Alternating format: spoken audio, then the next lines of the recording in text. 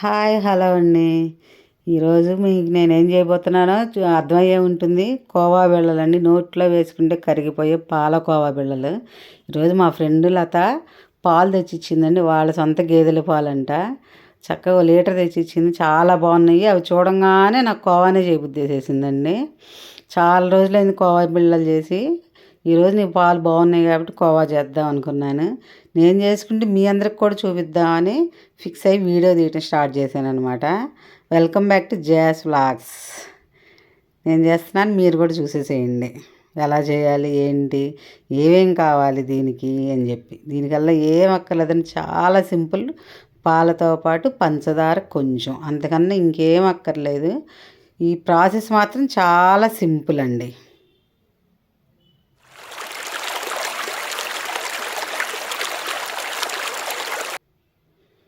ఈ పాలని వెడల్పుగా ఉండి మందం గల ప్యాన్ తీసుకుని దాంట్లో పోసేసుకుని మనం మరిగిస్తూ ఉంటామేనండి. దగ్గర ఉండి చక్కగా బాగా కలబెడుతూ మరిగించాలి. చూసారుగా, లీటర్ పాలు దగ్గర దగ్గర సగం అయిపోయినాయి. ఇంకా మరగాలి, ఇంకా చిక్కబడాలన్నమాట. బాగా చిక్కబడిపోవాలి పాలు. ఆ మీగడ కట్టి ఉండగట్టకుండా పాడవకుండా మనం దగ్గరే ఉండి కలపెట్టుకుంటూ ఉండాలి. ఇది హైలో పెట్టుకోవచ్చు. హైలో పెట్టుకున్నా ఇబ్బంది ఏం లేదు. చూసారుగా, దగ్గర పడింది, చిక్కబడింది అనమాట, బాగా చిక్కబడింది. దీనికి లీటర్ పాలకి నేను వాడిన పంచదార టీ గ్లాసులోకి ఓ 30 అంటే ఓ 70 గ్రామ్స్ వాడాను. కానీ మీరు కనుక ఇంకొంచెం స్వీట్ తినాలనుకుంటే 100 గ్రామ్స్ బాగానే ఉంటుందండి. నేను తక్కువ తింటాం కాబట్టి మా ఇంట్లో కొంచెం 70 గ్రామ్స్ అలా వాడాను. 100 గ్రామ్స్ వేసుకున్నా బాగుంటుంది, మంచి పాలు కాబట్టి. ఈ పాలు కూడా, ఈ పంచదార కూడా కరిగి మళ్ళీ దగ్గర పడుతుంది. ఇప్పుడు పంచదార వేసాం కదా, కొంచెం పలచన అవుతుంది. మళ్ళీ అది కూడా దగ్గర పడిపోతుంది. దీనికల్లా టెక్నిక్ దగ్గరుండి బాగా కలబెట్టుకుంటామేనండి. దీంట్లో ఇంక మనం వేరే ఇంగ్రీడియంట్స్ ఏమి వేయవసరం లేదు.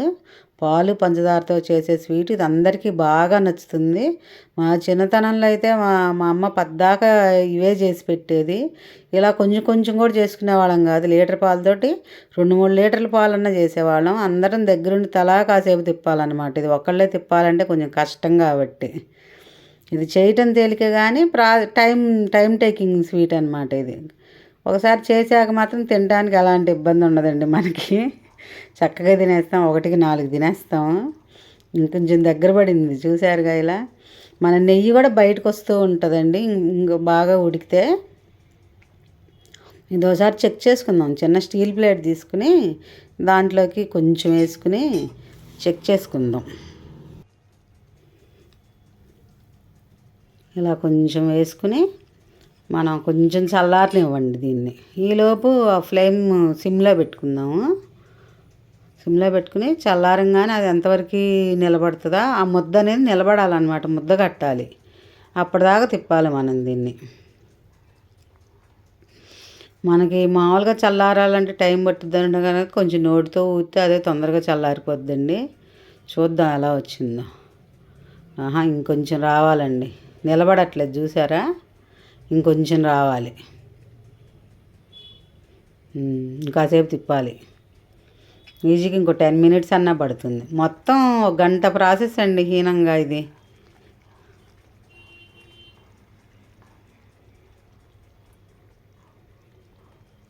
వచ్చేసింది. మళ్ళీ ఇంకోసారి చెక్ చేసుకుందాం దీన్ని.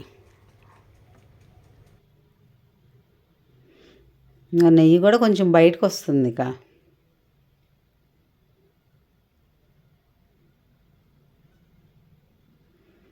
తిప్పినంతసేపు హైలో పెట్టుకోవాలండి, ఆపంగానే సిమ్లో పెట్టుకోవాలండి. తిప్పడం ఆపంగానే సిమ్లో పెట్టుకోవాలి.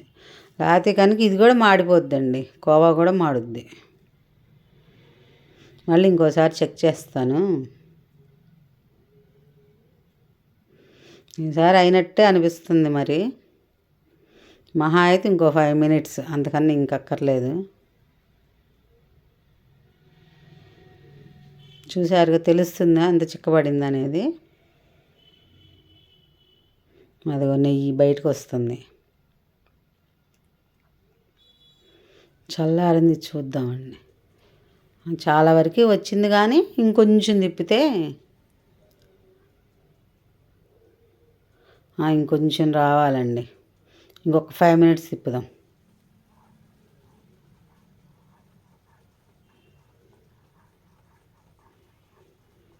ఇంకొక 5 మినిట్స్ ఉడికిస్తే అయిపోతుంది కోవా.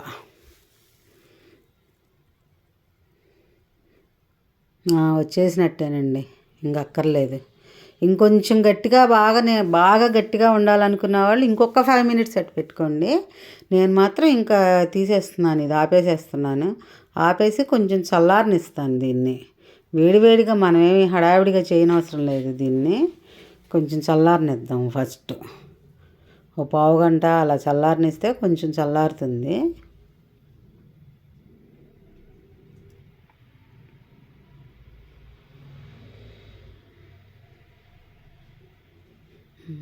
చాలండి, బాగా చిక్కబడిపోయింది. ఇక మీకు కనుక ఇంకా గట్టిగా కావాలనుకుంటే ఇంకో 5 మినిట్స్ తిప్పుకోండి అంతే, అంతకన్నా ఇంకెక్కువ అవసరం లేదు. చూసారుగా, మనం గరిట పెట్టి తిప్పుతుంటే దాంతోపాటు అది కూడా ఎలా తిరుగుతుందో అదేనండి లెక్క. ఇది కొంచెం చల్లారిందండి. ఇప్పుడు ఈ చల్లారిన దాన్ని మ్యాషర్ పెట్టి మ్యాష్ చేసుకుంటే కనుక ఇంకా స్మూత్గా ఉంటుందండి. ఇప్పుడు పూసగా ఉంటేనేమో కొంచెం మనం బిళ్ళగట్టడానికి బాగోదనిపిస్తుంది. మెత్తగా స్మూత్గా ఉండాలంటే కనుక దీంతో మ్యాష్ చేస్తే ఇంకా బాగా మెత్తగా వచ్చేసేస్తుంది. అప్పుడు పూస లాంటిది కూడా మొత్తం మ్యాష్ అయిపోద్ది, స్మూత్గా వచ్చేస్తుంది అనమాట. అప్పుడు కొంచెం బాగా మ్యాష్ చేసుకుంటే బాగా స్మూత్గా వచ్చేస్తుంది. దీనికి ఈ స్వీట్ తయారు చేయడానికి మొత్తం ఓర్పు కావాలండి.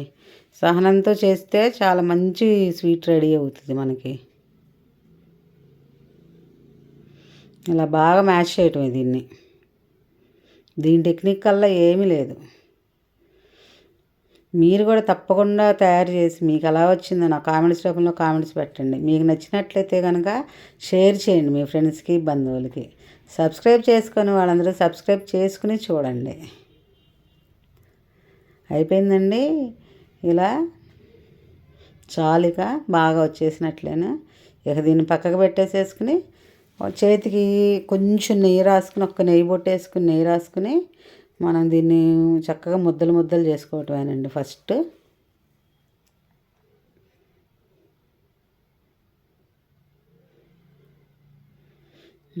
లైట్గా నెయ్యి రాసుకున్నాను. ఇక దీన్ని మొత్తాన్ని మళ్ళీ ఒక్కసారి కలబెట్టేసుకుని ముద్దలాగా చేసేసుకుని చిన్న పార్టిషన్స్ చేసేసుకోవచ్చు. ఫస్ట్ చిన్న పార్టిషన్స్ చేసేసుకుని ముద్దలు ఒక్కోదాన్ని మన 2 చేతులతో చక్కగా రౌండ్ షేప్ చుట్టి దాన్ని ఒత్తితే రౌండ్ బిళ్ళలాగా వచ్చేస్తుందండి. నేను మీకు చూపించడం కోసం ఓన్లీ ఒక చేతితో చేశాను. 2 చేతులతో చేస్తే కనుక చక్కగా నీట్గా వచ్చేసేస్తుంది. ఇలా అన్నీ చేసేసుకుంటామేనండి మనము.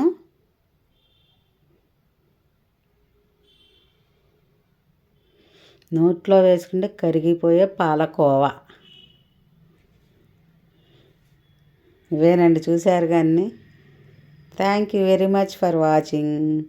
మళ్ళీ మీకు నచ్చే మీరు మెచ్చే స్వీట్స్ తోటి, హాట్స్ తోటి, వెరైటీస్ తోటి మరో వీడియోతో మీ ముందుకు వస్తానండి. చూశారుగా ఇలా వచ్చింది. Thank you very much.